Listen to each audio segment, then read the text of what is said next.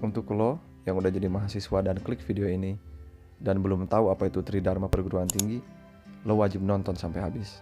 Dan buat lo yang klik video ini baru mau jadi mahasiswa, wajib banget tahu soal apa itu Tridharma Perguruan Tinggi. So tonton videonya sampai habis biar kita dapat keseluruhan insight-nya. Setiap institusi yang berdiri, baik itu institusi pendidikan, institusi pemerintahan, institusi penegak hukum, semua memiliki tanggung jawabnya masing-masing. Terkhusus di institusi pendidikan, dari mulai tingkat sekolah sampai tingkat perguruan tinggi, semuanya memiliki tanggung jawab dan kewajiban. Dan sebenarnya apa sih kewajiban dan tanggung jawab adanya perguruan tinggi? Nah, semua hal tentang kewajiban dan tanggung jawab perguruan tinggi terangkum dalam Tridharma Perguruan Tinggi. Tridharma Perguruan Tinggi adalah sebuah konsep kewajiban dan tanggung jawab perguruan tinggi yang ada di Indonesia untuk dilakukan terhadap masyarakat.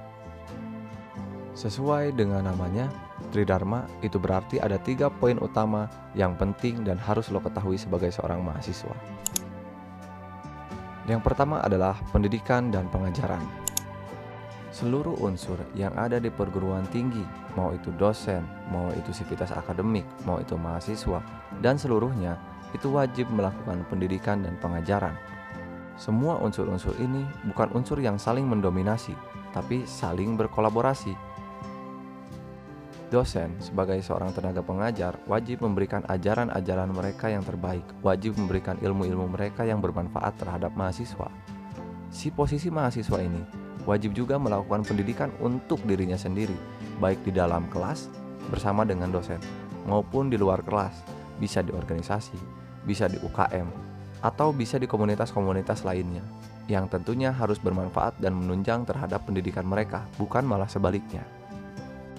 Lalu ada sivitas akademik, staf jurusan, staf fakultas, staf universitas, dan ruang-ruang soal kesekretariatan lainnya di perguruan tinggi. Wajib memberikan pelayanan yang baik kepada dosen dan juga kepada mahasiswa.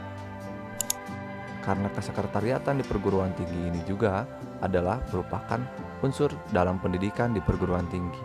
Para sivitas akademik ini wajib memberikan pengajaran tentang keadilan pelayanan kepada seluruh yang terlibat, mau itu dosen maupun mahasiswa. Tidak tebang pilih, siapa yang dekat, dia yang dirawat. Siapa yang jauh, ya nggak peduli. Meskipun faktanya masih ada aja sih sivitas akademik yang tebang pilih dalam melayani mahasiswa atau dosen. Yang kedua, ada penelitian dan pengembangan. Perguruan tinggi secara institusi harus punya lembaga untuk meneliti. Dosen pun wajib untuk meneliti, mahasiswa pun punya kewajiban untuk meneliti. Seluruh unsur terdidik ini wajib melakukan penelitian. Contoh kecil mahasiswa lah. Mahasiswa melakukan penelitian lewat tugas akhir atau skripsi. Dosen melakukan penulisan jurnal dan riset-riset ilmiah. Kampus pun sama, punya institusi atau bagian divisi tentang penelitian dan pengembangan. Penelitian-penelitian yang seluruh unsur ini lakukan harus berkontribusi terhadap pengembangan dan pemberdayaan masyarakat. Tapi terkadang teori tidak seindah dengan faktanya. Kebanyakan produk penelitian malah jadi bungkus gorengan. Kebanyakan produk penelitian malah jadi tumpukan-tumpukan berkas yang gak berguna. Dan pastinya hal itu bukanlah hal yang baik dalam dunia akademik di Indonesia. Juga lo boleh cek sendiri deh di internet, di berita bahwa faktanya penghargaan masyarakat Indonesia terhadap hasil riset, hasil penelitian dan pengembangan itu relatif kecil dan cenderung menurun. Masyarakat secara umum masih cenderung abai dengan data-data yang disajikan oleh para peneliti, sehingga ya hasil-hasil penelitian mereka tidak dihargai. Tapi terlepas dari semua fakta itu, melakukan penelitian dan melakukan pengembangan adalah sebuah kewajiban dan tanggung jawab yang harus dilakukan oleh seluruh insan akademik yang ada di perguruan tinggi.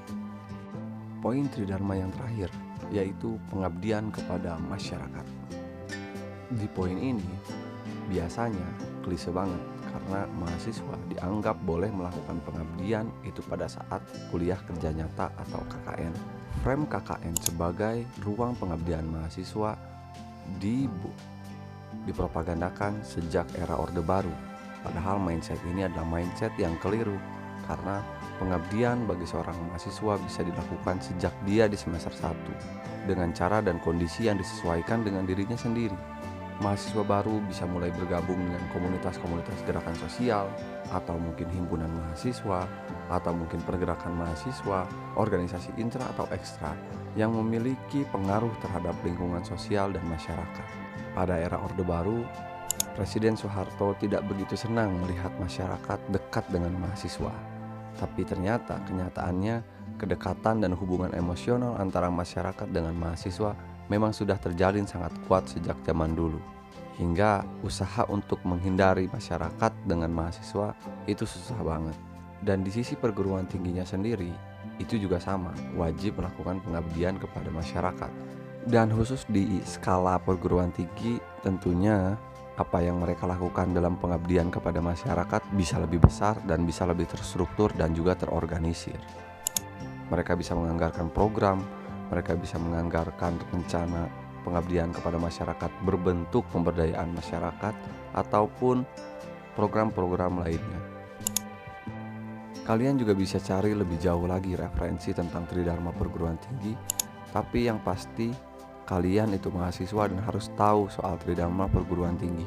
Dan untuk lo yang belum menjadi mahasiswa, baru kelas 3 SMA, baru mau masuk kuliah, pelajari ini baik-baik, biar ketika lo nanti udah masuk kampus, lo gak kaget-kaget amat. Sekurang-kurangnya itu aja yang dijelasin di video ini. Semoga kalian suka dan ada manfaatnya kecil maupun besar. Sampai ketemu di video lainnya dari Menjadi Mahasiswa. See ya.